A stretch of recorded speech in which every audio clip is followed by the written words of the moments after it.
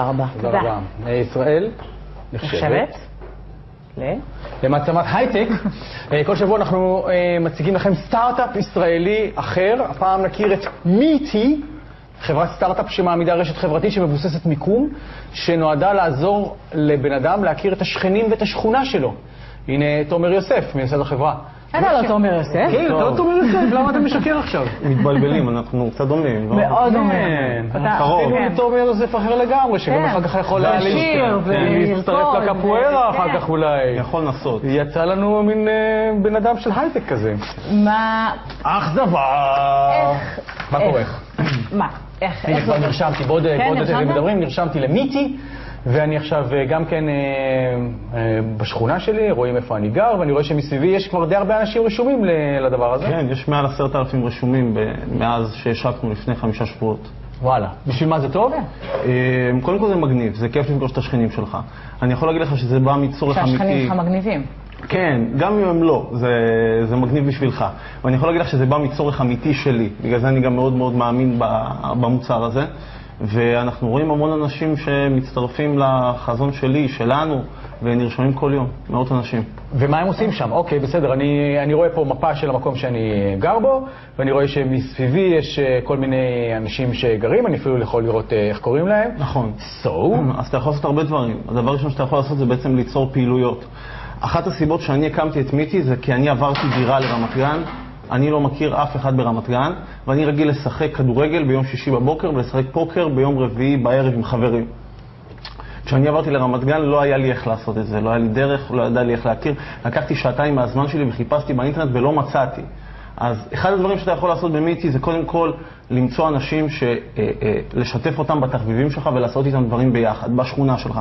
לא הגיוני שאני אסע למושב של ההורים שלי 50 קילומטר בשביל לשחק כדורגל. דבר שני שאתה יכול לעשות זה להכיר את הבת של השכן שאתה רואה אותה במכולת או שאתה רואה אותה מחנת הרכב לידך. עוד דרך להיכרויות. כן, עוד דרך להיכרויות חינמיות ובעל מקצוע.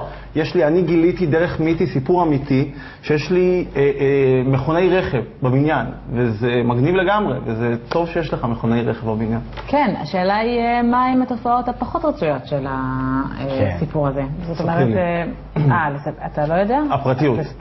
הפרטיות. אנשים יודעים איפה אתה גר, אנשים יודעים מי אתה, נגיד לצורך העניין לאברי, אני לא יודעת אם אתה יכול להיכנס לכזה דבר, לא? אז אני אספר לך אנחנו עושים. קודם כל אתה לא צריך להכניס כתובת מדויקת. אתה מכניס רחוב ועיר, ושם אתה נמצא. היית צריך להגיד לזה לפני. גם אם הכנסת כתובת מדויקת, אנחנו לא שמים אותך על מספר הבית שלך. כל פעם שאתה נכנס, אתה נמצא ברדיוס של 500 מטר מהבית שלך. אנחנו אף פעם לא שמים פינה לבית שלך, זאת אומרת לא יכולים להגיע אליך. לא אכפת שיגיעו אליי, ברוכים הבאים, מה העניין? בכל מקרה, מעריצות וכאלה הם לא... אין מעריצות בגילי, חביבי. יש אמהות של מעריצות וסבתות של מעריצות. אחלה. אתם כבר משווקים את זה עולמית? עוד לא, במרץ אנחנו נכנסים לצפון אמריקה, אנחנו מקווים לשחזר את ההצלחה שיש פה בארץ. זה מאוד מגניב. איזה פונקציות ספציפיות יכולות לעניין אותנו פה? יש את ההיכרויות, פעילויות, בעלי מקצוע. תיכנס לפעילויות. תיכנס. פה, הנה כאן, פעילויות, בבקשה. איזה גיל? כן. איזה גיל? פעילויות. מה לחשתם? יואו, פיליס, את לא יכולה עם הריחות האלה פה, אני... כן, הרגת אותם. זהו, הריכוז שלי עכשיו... פעילויות, אני לא רואה שום פעילויות. איפה הפעילויות? כי בשכונה שלך אין פעילויות. אתה צריך להקים פעילויות. אני אקים פעילויות? כן, תקים פעילויות. בטוח שיצטרפו לאברי גלעד. בטוח. נכון. בעלי מקצוע.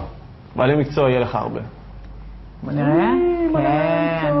אז זה נותן לבעלי מקצוע פלטפורמה חינמית לחלוטין לפרסם את עצמם, ואיזה מגניב זה אם אתה בעל מקצוע לקבל עוד 5 הצעות עבודה שהן בבניין שלך או ברחוב שלך בשבוע. מה זה משנה לי אם הבן אדם... בייביסיטר. בייביסיטר. תגיד, אתה השתגעת מה אתה מדלג על זה? אוקיי, את כל כך צודקת. בבקשה. יפה, פתרת לו כבר בעיה. חפש. לבוקר זה. טווח של 5 קילומטר זה כל גוש דן, מה עשיתי בזה? זה לא משנה. יכול להוריד, יש לך גם את המרחק ממנה. בסדר. טוב, מה השאיפה שיקנו אתכם במלא מלא כסף? אנחנו רוצים קודם כל לייצר ביזנס, ואם יציעו לנו הרבה מאוד כסף, אנחנו כנראה נגיד כן. לנו יש... אתם כנראה תגידו כן? איזה מין אנשים אתם? אנחנו מנסים לייצר אבל ביזנס. יאללה, היום תודה רבה. תודה רבה. בכיף.